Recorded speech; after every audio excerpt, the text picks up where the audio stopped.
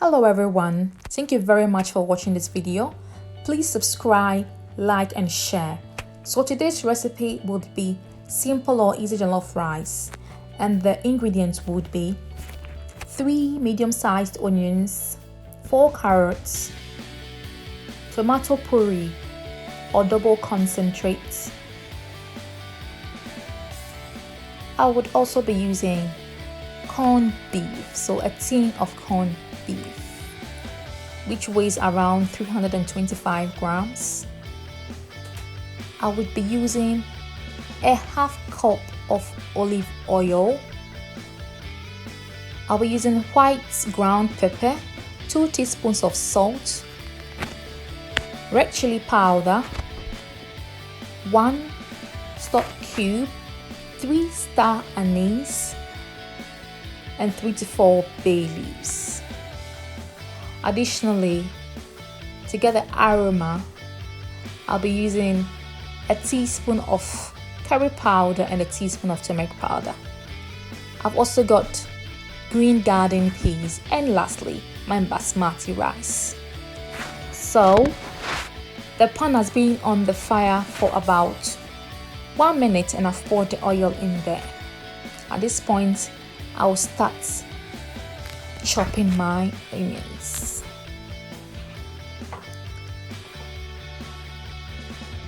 Please do feel free to use either 1 or 2 onions. I do like using a lot of onion in my meals because it makes them taste good. You would find the ingredients of this recipe underneath this video.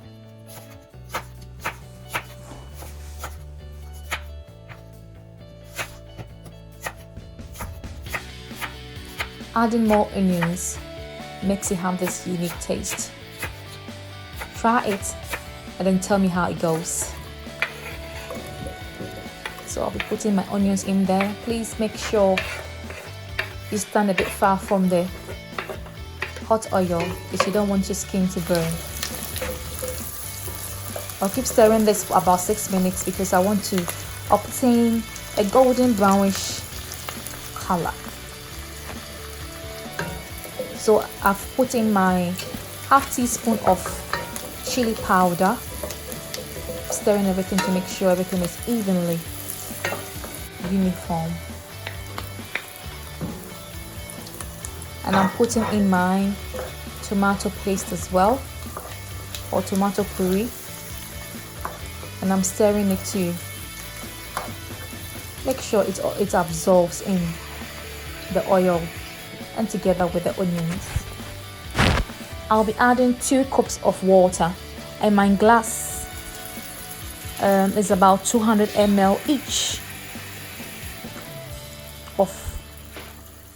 It's about 200 ml each of water, so you could use 400 ml of water to add to your sauce, and make sure you stir the sauce very well so that you have that puree consistency.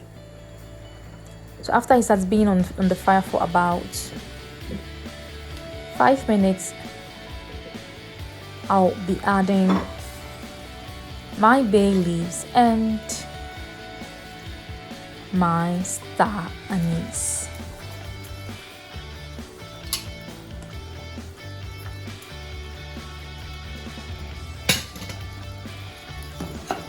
If you've not tried star anise in your stews before, I would recommend you do start trying them in your stews.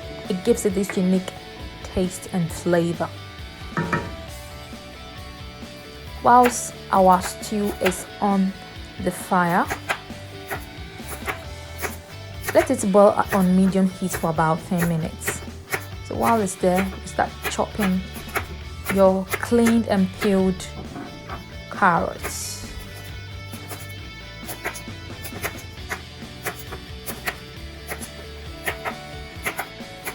Please like this video. Please subscribe and please share to your friends and loved ones and to everybody. So after chopping all of this carrots, they would all go into my stew. Oh, it's really hot and it's splashing everywhere. So before you come to open and stir it, make sure your fire is on low heat. If not, it's gonna splash everywhere.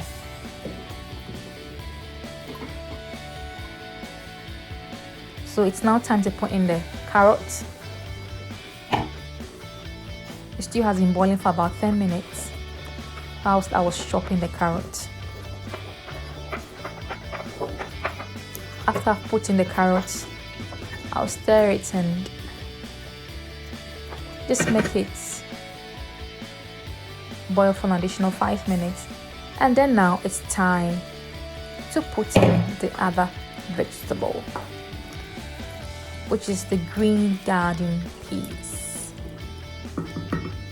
So I got my green garden peas from the local supermarket, so you can get it in any of the supermarkets, and mine is frozen.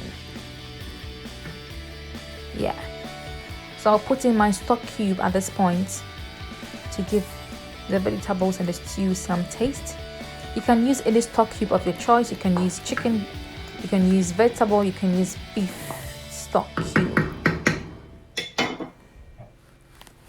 And cover it up for it to cook for an additional 10 minutes.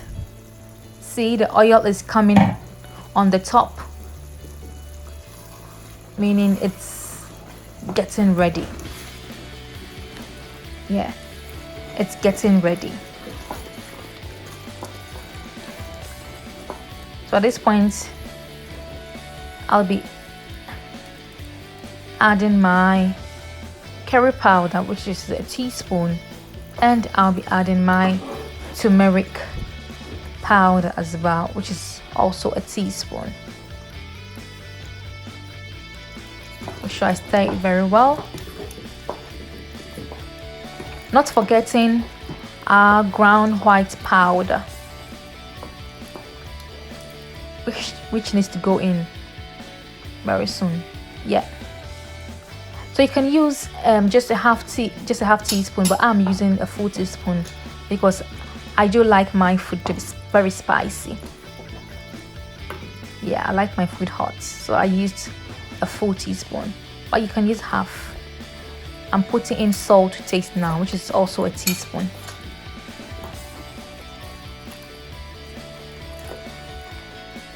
Make sure you stir everything very well so that the spices can be absorbed in the stew.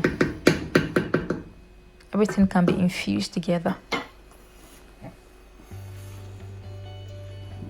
I'll leave it for just 5 minutes, and then I would come back and put in my corned beef. So this is just one tin of corned beef, which weighs around 325 grams. So as you can see, I'm not breaking the corned beef into smaller chunks, just because it's going to dissolve anyway.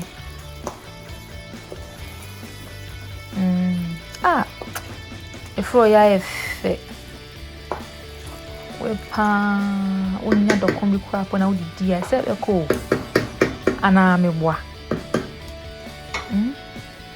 this tea looks really nice.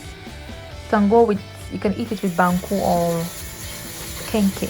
So I'll be washing my basmati rice now, and it's ready to go into the stew.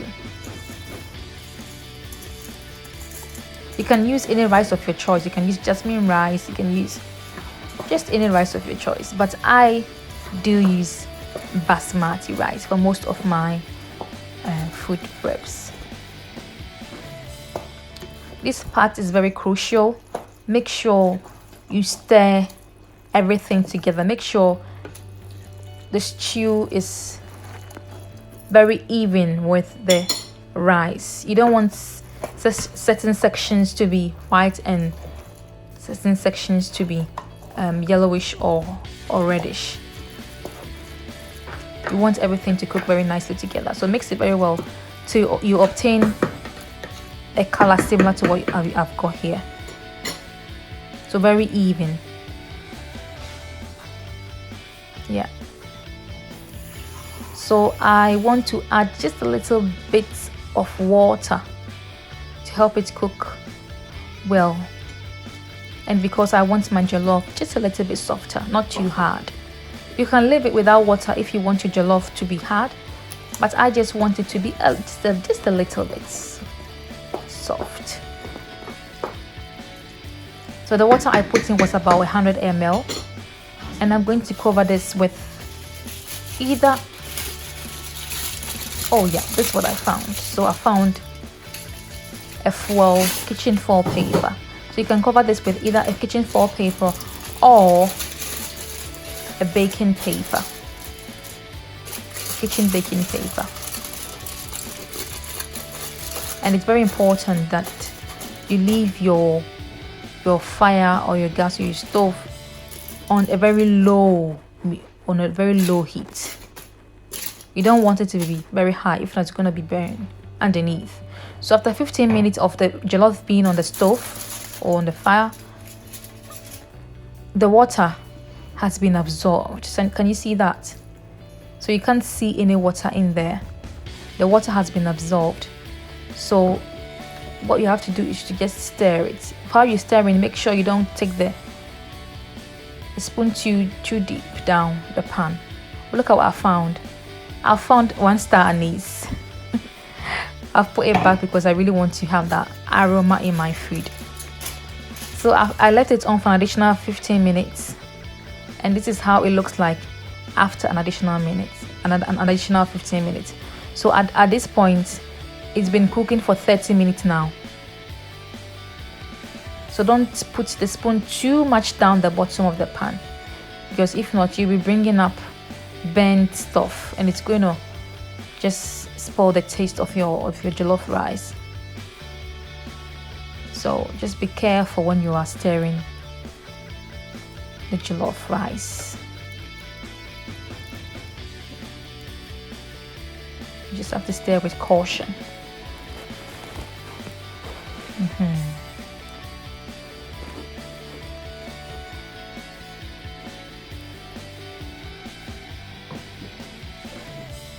Very nice. Hey, you need to be in my kitchen to smell the aroma I'm really smelling here. Ooh. So I've tasted it and I think it needs a bit more time to cook very well, just because I put it on low heat. So I'm going to put it back to cover it back, and then let's wait for an additional 30 minutes. So in total, it's been cooking for an hour. After 30 minutes, let's see. Wow. Wow. The aroma that's coming out of this dish. You need to be in my kitchen to testify for yourself. Oh my world. So at this point, I'll say my jollof is ready to be dished out, or you can leave it on the fire for about 2 minutes. Well, mine is ready. So you can have this jollof rice with either fried or baked chicken. In my next video, I'll be doing a very nice chicken recipe. Very, very nice chicken recipe. One that you've never had before. So please do stay tuned. Please do stay tuned for my next recipe.